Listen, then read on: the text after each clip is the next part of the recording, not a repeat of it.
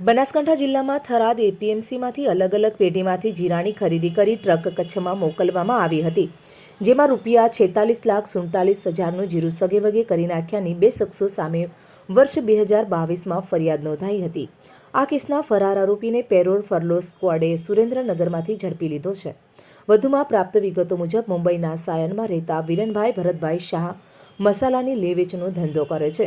વર્ષ 2022માં તેઓને જીરું ખરીદવું હોય થરાદ એપીએમસીમાં આવેલ અલગ પેઢીમાંથી જીરાની ખરીદી કરી હતી અને તારીખ 12/12/2022ના રોજ 364 બોરી જીરું કિંમત ₹46,47,323નું કિંમત જય સિયારામ ટ્રાન્સપોર્ટ મુન્દ્રાના માલિક સાથે વાત કરી તેમની ટ્રકમાં ડ્રાઈવર ભૂરા રણછોડભાઈ ઢીલા સાથે કચ્છમાં મોકલ્યું હતું, પરંતુ આ જીરું કચ્છ પહોંચ્યું ન હતું અને બારોબાર સગેવગે થઈ ગયું હતું।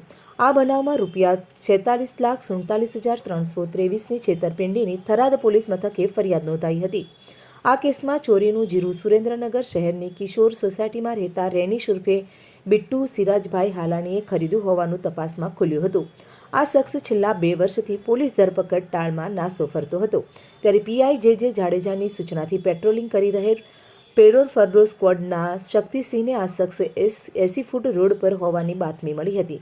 આથી સ્ટાફના PSI RH Jhala, Vijaysinh Dhavalbhai સહિતનાઓએ 80 foot road પર વોચ રાખી ફરાર આરોપી રેનીશ હાલાણીને ઝડપી લીધો હતો। આ શખ્સની ધરપકડ કર્યાની જાણ બનાસકાંઠામાં થરાદ પોલીસને કરી આરોપી તેઓને સોંપવામાં આવ્યો છે।